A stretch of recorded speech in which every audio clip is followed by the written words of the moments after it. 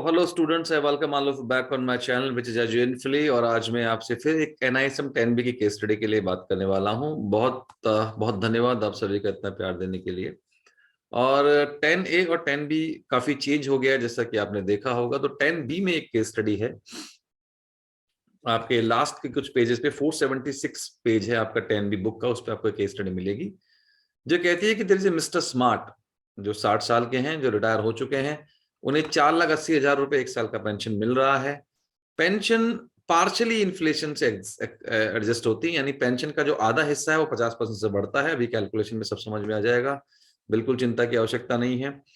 Mrs smart 58, उनकी जो wife है वो 58 ईयर्स ओल्ड हैं, और उनका कोई भी is entitle to the pension for her life time in case of demise of mister Smart, यानी मिस्टर स्मार्ट के जाने के बाद उन्हें पेंशन मिलती रहेगी, राइट।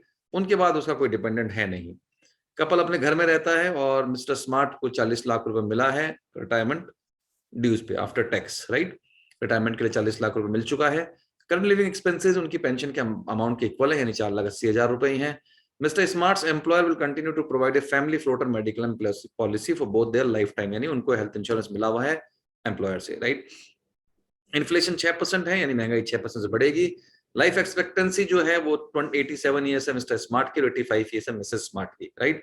तो बेसिकली 2 साल का अंतर है उनकी एज में भी, और 2 साल का अंतर है उनके लाइफ एक्सपेक्टेंसी में। तो समय जो है वो बिल्कुल बराबर होगा, यानी अगर 87 को आप 60 से बेसिकली डिवाइड ये करेंगे तो ये बेसिकली आता है आपका 27, और वही अगर 85 में से 58 घटाएंगे तो भी 27 ही आएगा, यानी 27 साल की प्लानिंग करनी है बेसिकली आपको। The couple wants, I hope that you understood that 85 minus 58 is 27 years and 87 minus 60 is also 27 years, यानी मतलब बेसिकली ये दोनों जो है, अगर आप दोनों की लाइफ भी देखेंगे तो ये बेसिकली क्या होगा कि जब बेसिकली वो ये दोनों का लाइफ का मतलब 27 साल ही आपको बेसिकली फंडिंग की आवश्यकता पड़ेगी, राइट। ओके, चलिए, क्योंकि दोनों एक साथ ही डेथ हो रही है, अगर आप देखेंगे तो दोनों की एक साथ डेथ होगी, राइट। तो the couple wants to make provision for expenses on social occasions. 1,00,000 रुपए पर एनम का वैसे खर्चा आएगा जो 6% से बढ़ेगा। Assume the expenditure arises at the beginning of each year. The couple seek your advice. Question number 1 कहता है कि अगर 5% से डिस्काउंट किया जाए तो हमें कितना पैसा चाहिएगा अगर इन्फ्लेशन एडजस्टमेंट रिक्वायरमेंट है। तो बड़ा सिंपल है, एक्सेल पे ये बहुत आसानी से किया जा सकता है।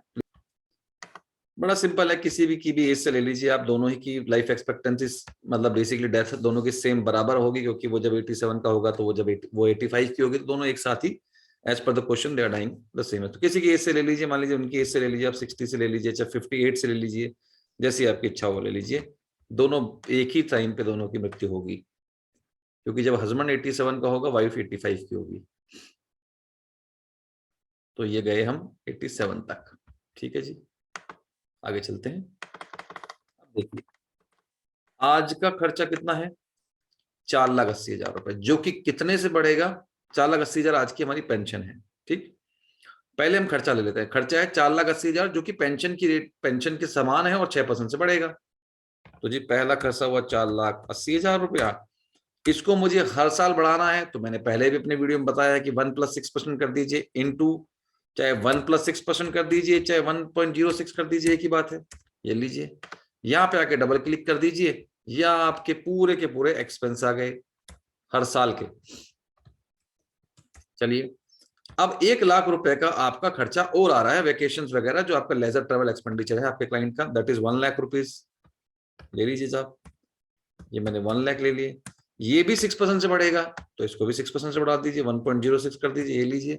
इसके लिए आपको प्रीवियस अमाउंट सेलेक्ट करना होता है, ध्यान रखिएगा प्लीज। ये कर लिया आपने, तो ये आपके दूसरे एक्सपेंस आ गए। अब आपकी कमाई कितनी है वो देख लीजिए, राइट। अब देखिए पेंशन कितनी मिल रही है, ट्राई टू अंडरस्टैंड। पेंशन मिल रही है आपको 4,80,000 रुपए पर एनम। तो पहले साल मिला 4,80,000 रुपया। अब ये कह रहे हैं कि साहब 4,80,000 रुपए तो मिल गया, लेकिन 4,80,000 रुपए जो मिल रहा है उसकी आधी पेंशन पे ही अगले साल 50% की बढ़ोतरी होगी, और हर साल ऐसे ही चलेगा। तो देखिए इस चीज को ही कैसे पुट करना है, यही सबसे इंपॉर्टेंट इस क्वेश्चन, इस पूरी केस स्टडी में, और कुछ है ही नहीं।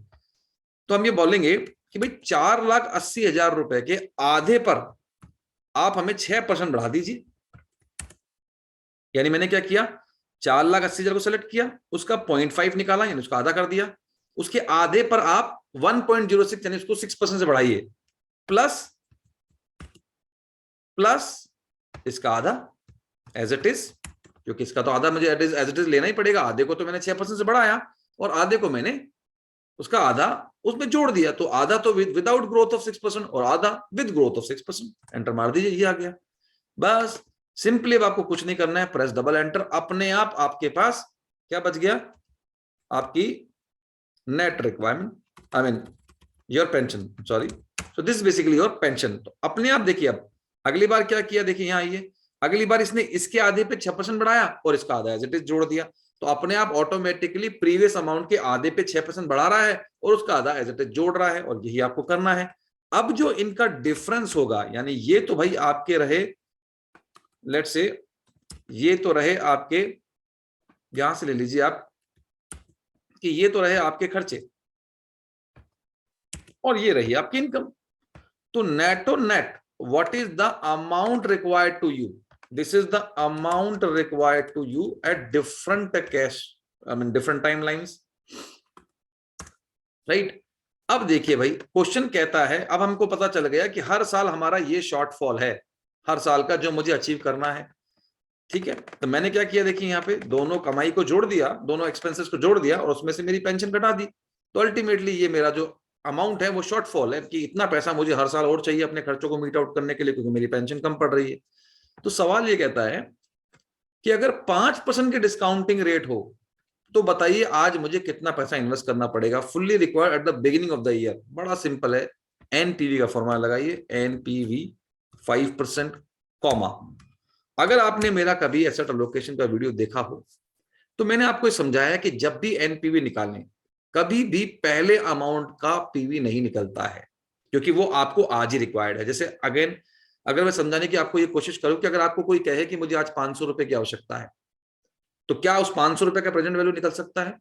उस 500 का प्रेजेंट वैल्यू 500 ही होगा, वो डिस्काउंट नहीं हो सकता। लेकिन अगर मैं आपको ये कहूं कि मुझे आज के 10 दिन बाद 500 रुपए चाहिए, तो शायद आप ये कहेंगे सर कि 495 रुपए या 96 रुपए का इन्वेस्ट कर दूंगा तो 10 दिन बाद 500 बन जाएंगे।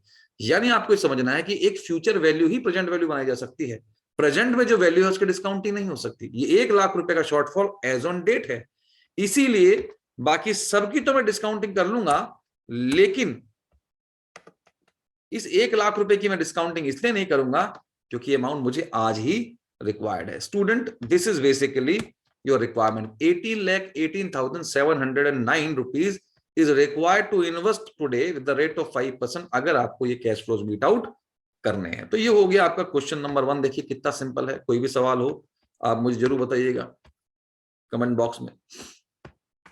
अब क्वेश्चन नंबर 2 क्या कहता है? क्वेश्चन नंबर 2 कहता है कि the amount required for compensating the difference required for inflation adjustment based on a discounting rate of 5% is higher than corpus of rupees 40 lakh available with them.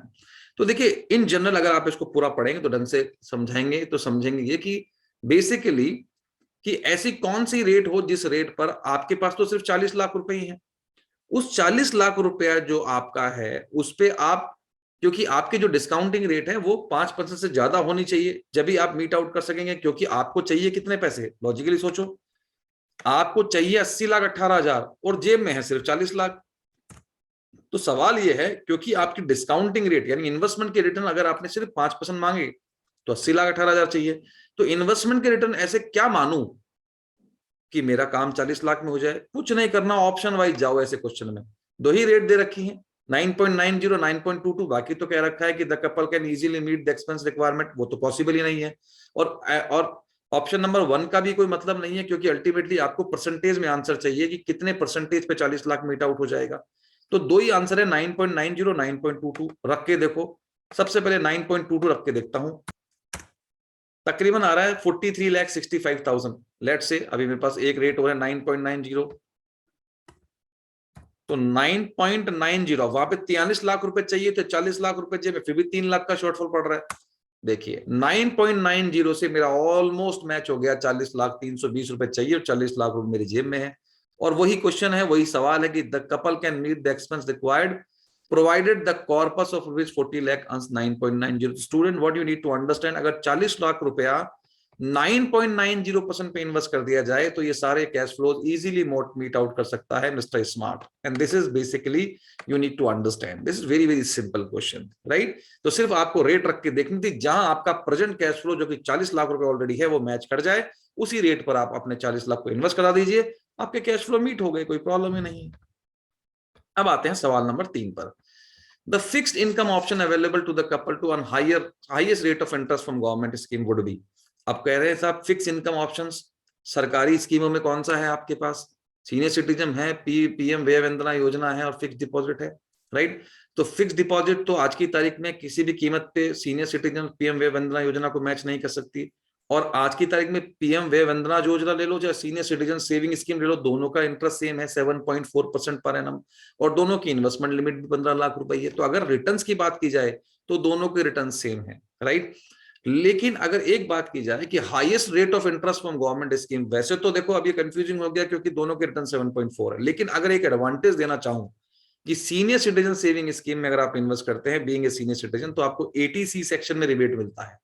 अगर उस रिबेट को मैं कंसिडर कर लूं जहां पे आपको इंटरेस्ट की टैक्स की बचत हो रही है, तो आप डेफिनेटली इसमें ऑप्शन नंबर 1 की तरफ जा सकते हो, राइट। जहां पे आपको ये पता लग जाएगा कि सीनियर सिटीजन सेविंग स्कीम में इंटरेस्ट जो है दोनों का आज की तारीख में बराबर है। हो सकता है कि जब ये क्वेश्चन फ्रेम किया हो गया थोड़ा ऊपर नीचे हो, लेकिन आज की तारीख में 7.4% है। लेकिन फिर भी अगर पूरा एडवांटेज देखा जाए तो ज्यादा इन हैंड इनकम आपकी बढ़ सकती है इन केस ऑफ सीनियर सिटीजन, अगर आप इसके टैक्स रिबेट को भी कंसिडर कर लें, if really you want to save tax। so this is basically आपकी ये केस स्टडी है मिस्टर स्मार्ट की, right. So with this thank you very much students. मुझे लगता है कि आपको ये समझ में आया होगा कि ये केस स्टडी कैसे काम करती है और इसके क्वेश्चंस भी अब आपको समझ में आए होंगे। फिर भी आपके कोई सवाल हो तो I would love to answer those. Please subscribe my YouTube channel and please buy this portal also, it is for all of you 10A 10B 5A 8। अगर आपको कोई भी सवाल हो तो आप कमेंट बॉक्स में पूछिए। धन्यवाद, थैंक यू।